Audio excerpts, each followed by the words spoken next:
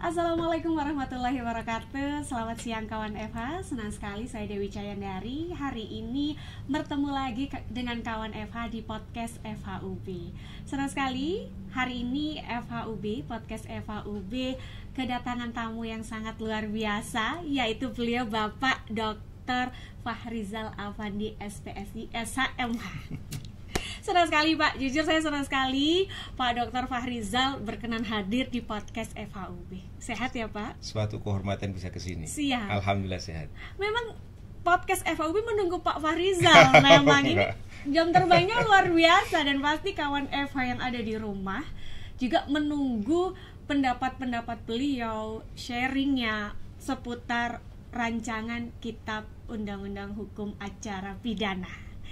Baik Pak Dr. Fahrizal, kita santai aja ya Pak Dr. Fahrizal, karena memang ini kayaknya pembahasannya akan berat dan panas ini. Baik, terkait dengan rencana KUHAP Pak Dr. Fahrizal, kita tahu bahwa KUHAP itu sudah berumur 44 tahun dan tidak ada alasan untuk tidak segera diubah, direvisi begitu ya. Banyak hal yang memang harus dirubah ya Pak Fahrizal. Mungkin Pak Dr. Fahrizal dulu bisa menjelaskan sedikit kenapa sih atau bagian mana yang paling penting, paling urgent untuk dirubah dari KUHAP itu. Monggo Pak. Ya, jadi begini. Terima kasih telah mengundang saya di podcast FHUB yang luar biasa ini. Senang sekali saya bisa berada di sini. Terkait dengan RKUHAP, kenapa penting dan kenapa harus menjadi perhatian kita semua. Mungkin kawan-kawan FHUB pernah mendengar tagar atau hashtag percuma lapor polisi. Nah, atau ada hashtag reformasi di korupsi, atau hashtag yang lain sebagainya, pemukulan aparat, kasus Kanjuruhan, ya. Itu semua berkaitan dengan kewenangan negara untuk melakukan penegakan hukum. Penegakan hukum di sini yang paling punya banyak masalah adalah penegakan hukum pidana.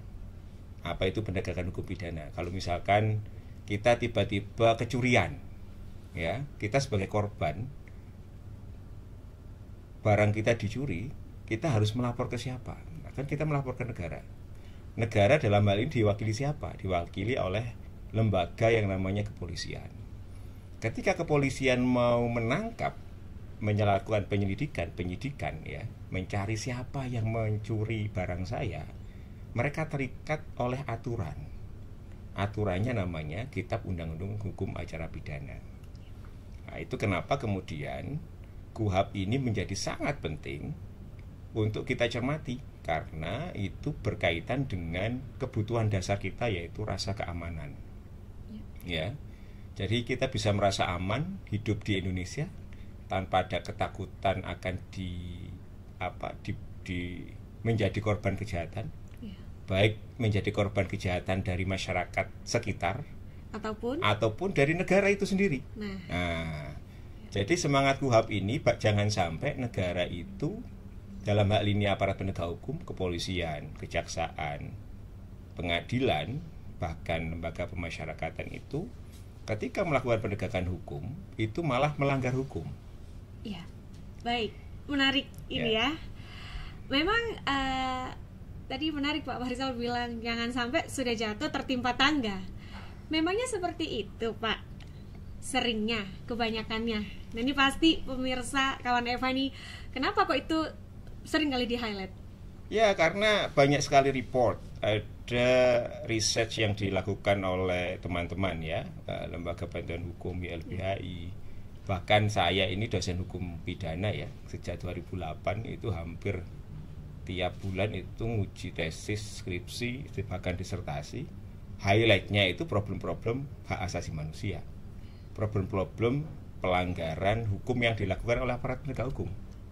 Ya, jadi negara yang karena negara punya kewenangan ya untuk melakukan penangkapan, penahanan, bahkan melakukan penghukuman ya, maka dia harus dibatasi kewenangannya. Salah satu-satunya organisasi ya, kalau Mbak Dr. Dewi ini kan orang hukum administrasi ya, yang paling harsh yang paling kejam itu hukum pidana. Iya. Kalau hukum administrasi itu paling banter pencabutan izin atau penjatuhan denda. Betul. Tapi kewenangan negara ini jangan dibayangkan negara abstrak ya. Negara itu isinya orang-orang yang pakai seragam polisi, pakai seragam jaksa, pakai jubah hakim. Itu mereka punya kewenangan bahkan sampai membunuh orang secara legal. Apa itu? Ketika mereka memutuskan seseorang itu dihukum mati, atau misalnya memiskinkan orang. Ketika ada seorang yang dianggap korupsi misalkan, dia kemudian dijatuhi pidana denda, uangnya barang-barangnya disita. Nah itu mereka punya kewenangan. Jangan sampai kewenangan ini dilakukan atau digunakan dengan cara sewenang-wenang.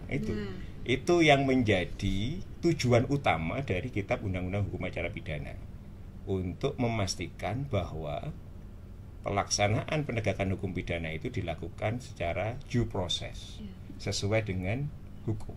Iya. Baik. Jika beberapa waktu lalu juga Bapak sering mengatakan ada beberapa masalah yang memang harus segera diperbaiki melalui rancangan KUHAP ini. Ada berapa Pak Dr. Fahrizal yang menurut Pak Dr. Fahrizal itu paling penting, atau beberapa yang terpenting? Tentunya di antara banyak ya. Ya, saya kira masalah kita itu banyak ya. 44 tahun KUHAP belum pernah direvisi ya. Itu seusia saya. Revisinya itu baru dilakukan, ada perubahan pasal itu karena ada putusan Mahkamah Konstitusi. Tapi belum pernah ada inisiasi untuk melakukan perubahan pasal-pasal secara parsial.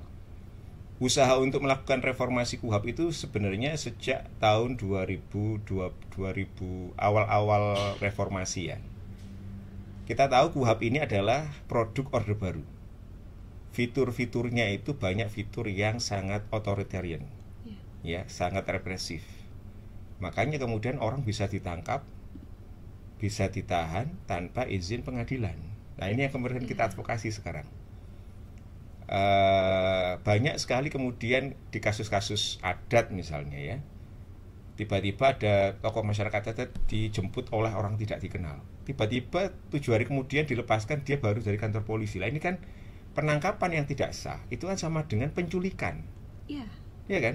Namun dilakukan oleh yang aparat berseragam. Lah ini bagaimana kontrolnya? Dan komplain terhadap ini, risetnya, laporannya di Komnas HAM itu paling banyak. Itu soal penyidikan. Jadi problem utama kita itu ada di gerbang pertama kali sistem peradilan pidana itu di penyelidikan dan penyidikan. Kenapa penyelidikan dan penyidikan itu banyak problem? Karena check and balancesnya kurang. Tidak ada judicial scrutiny, lemah sekali judicial scrutiny. Judicial scrutiny itu adalah pengawasan pengadilan. Tidak ada supervisi dari penuntut umum, ya. Nah, mungkin Mbak Dewi juga pernah mendengar ada debat soal diferensiasi fungsional dan dominus litis ya. Apa itu bedanya? Secara konsep, dominus litis itu kan prinsip yang tidak hanya ada di hukum acara pidana. Itu juga ada di hukum acara perdata. Apa kuncinya? Siapa yang menuntut, dia yang harus membuktikan, ya kan? Karena dia yang menuntut, dia yang harus membuktikan, maka dia harus punya akses dalam mengumpulkan bukti. Pertanyaannya, dalam hukum pidana, siapa yang mencari bukti? Polisi, penyidik, gitu ya. Siapa yang membuktikan? Penuntut umum. 2 orang ini harusnya jadi satu ini. Kerjanya bareng, ya kan? Tidak sendiri-sendiri kayak sekarang. Jadi kadang-kadang pengumpulan bukti itu tidak sinkron dengan kepentingan pembuktian di persidangan. Nah itu kemudian itu yang dinamakan dominus litis. Nah itu sebenarnya yang menjadi problem. Itu baru satu soal, belum soal lamanya penahanan. Penahanan kita itu termasuk paling lama sekarang itu di Asia Tenggara. 2 bulan lalu itu saya baru conference di Thailand, ya. Saya presentasi soal reformasi KUHAP juga di hadapan beberapa sarjana hukum pidana dari India, Laos, Thailand sendiri, kemudian ada Malaysia dan Singapura. Saya presentasi soal hukum acara pidana kita. Saya juga baru sadar ternyata hanya di Indonesia penyidik itu bisa nangkap orang, bisa nahan orang tanpa izin pengadilan. Iya, iya. Ya kan? Nah, ini yang kita dorong. Saya termasuk yang mendorong ini kemarin 3 bulan atau 4 bulan yang lalu ya. Dekan membentuk tim dari dosen-dosen hukum pidana dan hukum acara pidana di kompartemen hukum pidana untuk menyusun DIM, daftar inventarisir masalah terhadap RKUHP yang disusun oleh DPR RI Maret ya, versi Maret ya. Kita menemukan banyak sekali problem di situ, termasuk masih mempertahankan konsep penahanan yang lama ya. Kemudian yang kedua masih mempertahankan penahanan yang tidak izin pengadilan. Ini sedang masih bergulir sampai hari ini. Ketika taping ini ya, hari ini ketika taping hari ini tanggal berapa hari ini ya? 22 Juli itu masih ada bahasan di DPR dan itu masih diperdebatkan. Perdebatannya adalah apakah upaya paksa itu harus izin pengadilan atau bukan atau tidak. Saya kira itu kan perdebatan lama ya, yang seharusnya tidak perlu diperdebatkan lagi. Ada tulisan namanya advokat senior Luhut Pangaribuan, dia menulis di Kompas, KUHP itu memperlakukan orang itu lebih rendah daripada barang. Kenapa? Di KUHP penyidik mau menyita dan menyita barang itu harus izin pengadilan. Nyita HP nih izin pengadilan. Nangkep orang nggak harus izin. Kebalik ya Pak? Kebalik kan, artinya ini yang kemudian menjadi problem. Itu salah satu problemnya adalah filter di awal itu terlalu loss, diskresinya terlalu besar, kontrolnya lemah. Akhirnya kita tahu problem paling banyak itu di penyidikan, abusive, brutalitas dan lain sebagainya. Nah ini yang kemudian pengen kita advokasi di KUHP ini. Paling tidak harusnya pengaturannya lebih baiklah daripada yang dulu. Oke, baik. Kemarin juga Pak Dr. Farizal bersama tim dari Fakultas Hukum Brawijaya membentuk DIM. Tadi Bapak mengatakan lamanya penahanan ini masih ada di rancangan KUHP. Menurut tim yang dikomandoi oleh Pak Dr. Farizal, berapa waktu yang paling ideal untuk kemudian juga ada kepastian hukum bagi tersangka begitu, agar ini jangan terlalu lama. Tapi kan untuk beberapa masa hukuman juga perlu juga ada aturan yang memang harus ditahan. Menurut tim, berapa waktu yang paling ideal? Ada beberapa komparasi ya. Tapi kalau kita lihat ICCPR ya, International Convention on Civil and Political Rights, itu selama-lamanya secepatnya harus seorang tersangka itu secepatnya harus dihadapkan ke persidangan. Ini ada konsekuensinya, tidak sederhana konsekuensinya. Anda tahu kita punya KUHP nasional ya, Undang-Undang Nomor 1 Tahun 2023. Kita baru memproklamirkan, mendeklarasikan, mengumumkan pada dunia bahwa kita ini punya kitab Undang-Undang Hukum Pidana ya, yang menghormati hak asasi manusia, yang beda dengan produk kolonial. Ini lebih nasionalisme gitu ya. Di situ di KUHP nasional itu, bagi teman-teman yang kurang paham soal KUHP ya, KUHP ini undang-undang atau aturan yang mengatur perbuatan apa yang tidak boleh dilakukan, dan kalau dilakukan ada sanksi pidananya. Sanksi pidana itu bisa penjara, bisa hukuman mati, bisa denda dan lain sebagainya. Tapi di KUHP nasional pemenjaraan ini kalau Mbak Dewi waktu kuliah dulu di KUHP yang lama, pidana pokok paling berat itu adalah pidana mati. Sekarang tidak lagi. Pidana mati itu hanya pidana alternatif. Pidana paling berat adalah pidana penjara. Apa itu pidana penjara? Pidana penjara adalah orang dikekang kebebasannya, tidak boleh kemana-mana dalam waktu tertentu. Sama dengan penahanan. Sama nggak? Sama, secara konsep ya Pak. Secara filosofi, ontologi sama, cuman epistemologinya, aksiologinya berbeda. Yang satu tujuannya untuk penghukuman, yang satu agar untuk kepentingan pembuktian. Iya kan? Iya. Lah, logikanya di dalam KUHP nasional, hakim mau menghukum penjara saja dia ada namanya pedoman pemidanaan. Bisa dilihat di pasal 51 sampai 54 KUHP nasional. Hakim harus mempertimbangkan motif bla bla bla banyak. Termasuk ketika dia mau menjatuhkan pidana, dia harus mempertimbangkan pidana yang paling ringan. Sedapat mungkin dia tidak menjatuhkan pidana penjara. Hakim mau memutus pidana penjara saja syaratnya banyak. Nah, ini di penahanan kok tidak ada syaratnya. Hanya subjektivitas penyidik. Penyidik, nun sewu ya, itu kan banyak lulusan Bintara, SMA mungkin ya. Tidak, bukan sarjana hukum. Hakim saya wajib sarjana hukum dengan kuliah dengan training dan kawan-kawan ya. Harus adilan. Itu mau menghukum penjara saja banyak syaratnya. Di sini enggak. Apa akibatnya? Kalau misalkan penahanan itu loss, akhirnya nanti berpengaruh ke pemidanaan. Lah, di Thailand misalnya, itu penahanan itu oleh penyidik itu nggak boleh lebih dari 1 sampai 3 hari. Ya, setelah 3 hari, apakah tidak ditahan tetap? Tapi yang memutuskan bukan penyidik, tapi penuntut umum setelah mendapatkan izin dari hakim. Kenapa begitu? Logikanya loh, kenapa kok harus hakim gitu ya? Karena kaitannya dengan penjatuhan pidana. Apa pidana paling berat tadi? Pemenjaraan. Kalau misalkan orang sudah terlanjur ditahan 2 bulan, ya sudah terlanjur ditahan 2 bulan, ternyata di persidangan tidak bersalah, tidak terbukti, apakah hakim bisa membebaskan? Harusnya dibebaskan. Tapi ada risetnya Komisi Yudisial, bisa dicek. Hakim cenderung tidak membebaskan, tapi memutus sesuai dengan masa tahanan. Jadi dia akan membebaskan, divonis keluar, tapi apakah dia bersalah atau tidak bersalah? Secara hukum dia bersalah. Itu apakah tidak dolim?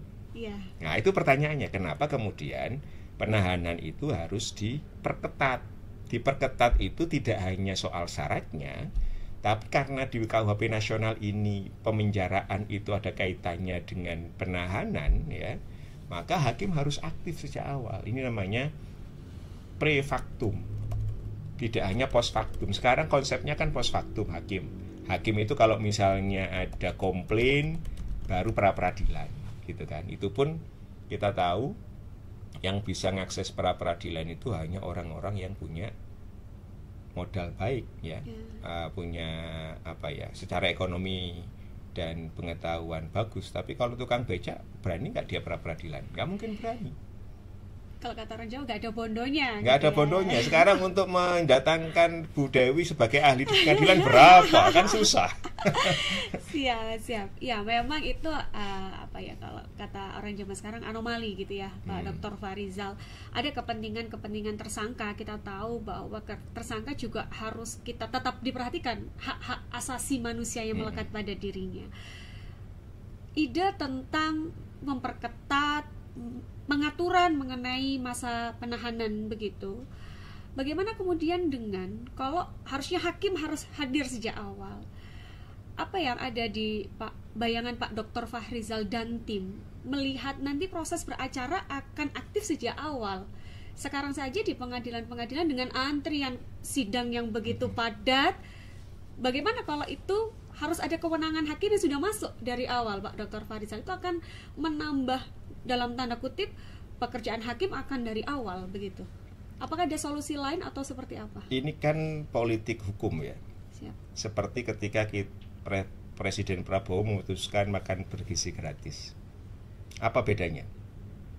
Oh, makan bergizi gratis ada uangnya tidak? Ya, diada-adakan, ada efisiensi, tapi kan ngerti nggak maksud saya? Iya. Harus ada pilihan-pilihan. Kalau memang kita memastikan, kan katanya begini, lebih baik kita membebaskan orang yang bersalah daripada menghukum orang yang tidak bersalah. Kalau itu kita pedomani, ya artinya memang investasi ke sistem peradilan pidana juga harus besar. Artinya kalau memang sekarang masalahnya itu di pengadilan hakim over kerjaannya, jaksa over kerjaannya, apa masalahnya? Jangan-jangan ini bukan hanya masalah soal soal pengaturan, tapi soal bagaimana negara mengalokasikan budget untuk sistem peradilan pidana. Saya hitung ketika saya riset disertasi saya dulu di Fakultas Hukum Universitas Leiden. Dulu waktu saya hitung, negara itu mengalokasikan 0,1% dari APBN untuk sistem peradilan pidana. Kecil sekali. 0,1%. Jadi nggak banyak. Terus minta adil. Gitu loh. Maksud saya, adil itu ada harganya. Betul. Jadi kalau kita mau ngomong adil-adil tapi kita tidak membiayai, itu namanya mimpi basah ya. Menurut saya begitu ya. Lah, itu syarat, jangankan India.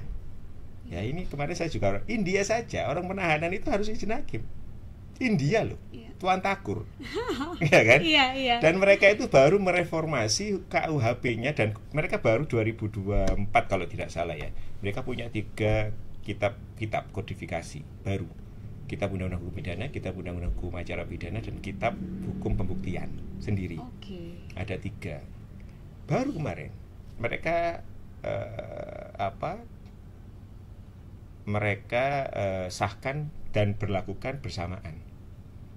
Ketika saya baca, jauh lebih baik. Menarik ya Pak. Ya, ini Vrindavan ternyata lebih jauh lebih baik daripada. Kalau terpidana mungkin banyak riset kesana juga ya Pak. Makanya saya jadi kayaknya menarik juga kita punya kerjasama riset dengan orang bukan Vrindavan, orang India ya. Jadi bahkan saya tahu mereka misalkan sekarang kan idenya di sini kan kita masih pakai cara lama. Kalau misalkan mau penyitaan harus ada RT, izin kepala desa. Itu kan tahun 80-an. Di India pakai HP itu bisa. Jadi nanti tersangka terdakwa bisa diberikan izin untuk juga merekam aparat yang melakukan penyitaan dan penggeledahan. Nah itu kan lebih efektif. Kenapa harus sampai RT RW? Itu nggak ada di KUHP kita. Saya usulkan modernisasi sistem peradilan pidana sekarang itu sudah tahun 2025, ya kan? Mahasiswa saja sudah pakai AI, ya kan? Kita lembaga penegak hukum jangankan pakai AI, BAP aja masih tebel segini pakai kertas, ya kan? Ya kan? Kemudian ke persidangan pakai kertasnya harus merah. Lah kenapa harus begitu? Di Belanda saja itu sudah pakai teknologi informasi. Nah, itu juga menjadi PR modernisasi sistem peradilan pidana. Itu juga belum sayangnya ya, belum dibahas secara secara detail, mendalam. Tadi ada pertanyaan yang belum saya jawab ya. Idealnya berapa lama gitu ya. Kalau ngomong ideal, KUHP saja itu tahun 50 ya. Sampai baru kemarin itu disahkan. Hampir 50 tahun ya. Belanda saja itu KUHP-nya itu sejak tahun 1918. Belum dirubah. Bukan belum dirubah itu artinya belum dirubah kayak kita KUHP baru enggak, tapi mereka sudah melakukan perubahan sampai 4.000 kali. Tiap tahun dirubah. Jadi perubahannya parsial. Kita kan pengennya bikin candi sewu. Ya kan? Merontokkan yang lama kemudian bikin baru dalam waktu semalam. Di KUHP itu Maret, terus kemudian targetnya bulan ini mau disahkan. Dengan PR yang luar biasa banyak. Kemudian kemarin kalau Mbak Dr. Devi perhatikan, dibahas di DPR hanya dalam waktu 1.600 dim, dibahas dalam waktu 2 hari. Iya kan? Artinya ya itulah negara kita, negaranya Bandung Bondowoso. Ini baru kalau saya catat ini Pak Dr. Farizal kita masih ngomong penahanan ini Pak Farizal. Banyak kan? Banyak. Harus ada sesi podcast kedua, ketiga, kelima ini. Harus sekali. Apalagi kan masih penahanan masih sangat awal sekali. Masih awal belum eksekusi, sekali. Belum penuntutan, belum kita ngomong di KUHP baru itu ada namanya pidana kerja sosial. Baru ini. Pidana kerja sosial ini nggak akan mungkin polisi atau jaksa itu sendiri tanpa melibatkan pemerintah daerah. Karena kerja sosial itu kalau di Belanda ya, itu orang-orang yang pidana ringan itu dia suruh nyapu di jalan. Masa nyapu kan dinas kebersihan. Harusnya polisi jaksa punya kerjasama dengan Betul. Dinas Kebersihan. Apakah itu sudah disiapkan sekarang? Belum. Belum pidana pengawasan yang pakai kakinya dikasih tracking itu juga belum diatur. Banyak yang masih belum diatur. Makanya saya ngomel-ngomel selalu di tim itu. Seharusnya ini sejak tahun lalu sudah kita bahas, dan itu harusnya secara penuh gitu ya. Kita sinkronisasi dengan KUHP nasional dulu lah minimal. Baru kemudian kita lihat apakah praktek sekarang. Misalkan ada orang lapor, ada hashtag percuma lapor polisi. Itu harus kenapa diadres? Kalau ada percuma lapor polisi, orang lapor tidak ditindaklanjuti, apa solusinya? Oh, solusinya lapor ke atasannya. Enggak menyelesaikan masalah. Menjawab masalah. Karena selama ini juga sudah lapor ke atasannya, juga tidak ditindaklanjuti. Makanya dan saya yakin, hakul yakin ya, jangankan di Indonesia, di Brawijaya saja yang nulis skripsi, tesis, disertasi soal hukum acara pidana itu ada ratusan, bahkan mungkin ribuan. Reformulasi pengaturan pasal A, pasal B, pasal C, banyak sekali. Itu kalau mau dilihat, dibaca minimal ya, paling tidak kan kita bisa memberikan input dan insight. Tidak kemudian dalam waktu yang sangat singkat tergesa-gesa kemudian kita harus paksakan, harus cepat begitu ya. Tapi ya ini adalah ikhtiar kita ya. Betul. Paling tidak KUHP ini penting karena menyangkut kebutuhan dasar kita. Apa itu? Keamanan. Baik. Menarik Pak Dr. Fahrizal, ini ya memang kita keterbatasan waktu ya. Ini masih sedikit sekali ngomong tentang penahanan. Dari Maret sampai harusnya sekitar Agustus ya Pak, itu sudah disahkan. Saya highlight lagi, apakah harus secepat ini Pak Dr. Fahrizal dengan saya termasuk yang tidak setuju kalau cepat-cepat. Saya tidak setuju karena masih banyak yang bolong gitu ya. Terutama misalkan soal begini, ini baru soal penahanan, soal alat bukti. Nah, kapan orang itu dianggap bersalah atau tidak bersalah dalam soal proses peradilan? Itu kan bergantung alat bukti. Jangan sampai karena alat buktinya tidak cukup, tapi orang tetap dipaksakan dihukum. Itu kan dolim pertama ya, tidak adil. Ya, makanya kemudian di banyak negara advokat itu punya hak untuk keberatan. Kalau misalkan penyidik ya mengumpulkan bukti dan buktinya itu diperoleh secara unlawful, secara melawan hukum, itu namanya exclusionary rules prinsipnya. Jadi ketika alat buktinya diambil, misalkan ya ada seseorang yang melakukan pencuriannya pencurian motor ya, kemudian ditangkap di rumahnya, yang dijadikan bukti nggak hanya motornya tapi rumahnya, sertifikat, komputer, laptop dan lain sebagainya. Itu kan unlawful, nggak ada kaitannya dengan perkaranya, kecuali ada kaitannya dengan pencucian uang. Itu masih masuk akal. Tapi kan pencuriannya kapan?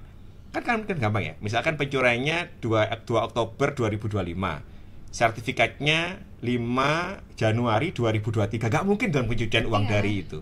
Tapi itu banyak kasus kayak begitu. Lah itu harusnya kan bisa komplain. Lah sarana komplain itu sangat terbatas di KUHP sekarang. Pra-peradilan itu saya kritik betul. Saya ini termasuk orang yang meskipun gagal ya mengadvokasi hakim pemeriksa pendahuluan. Karena kita ngomong hakim itu katanya wakil Tuhan ya. Tapi yang menentukan di tahap awal itu bukan hakim, tapi adalah penyidik yang bukan, sayangnya mayoritas bukan sarjana hukum. Ini memang harus menjadi perhatian Pak Dr. Fahrizal. Baik, waktu sangat terbatas. Satu statement akhir yang podcast FHUB ingin minta dari Pak Dr. Fahrizal, monggo. Ya, jadi Kitab Undang-Undang Hukum Acara Pidana ini merupakan undang-undang yang kaitannya dengan nasib masyarakat luas. Jadi salah atau keliru kalau menganggap KUHP itu hanya soal kewenangan lembaga atau aparat penegak hukum. Oh, ini KUHP ini domainnya aparat. Yang paling tahu KUHP, yang paling berhak ngomong KUHP hanya polisi, jaksa, hakim. Enggak.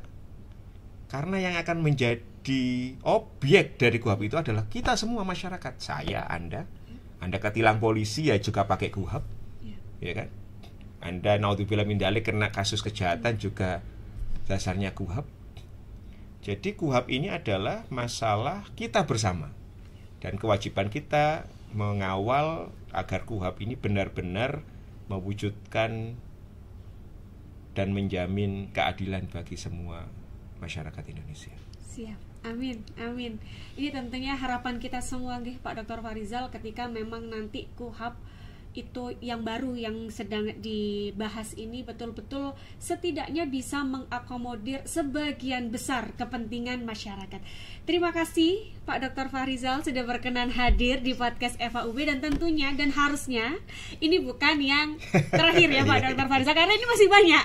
Ini masih penahanan pun masih sedikit. Saya minta waktunya lagi di kemudian hari. Terima kasih untuk kawan Eva. Juga jangan lupa terus menyaksikan podcast FAUB di channel YouTube FAUB. Terima kasih. Selamat siang. Wassalamualaikum warahmatullahi wabarakatuh. Waalaikumsalam.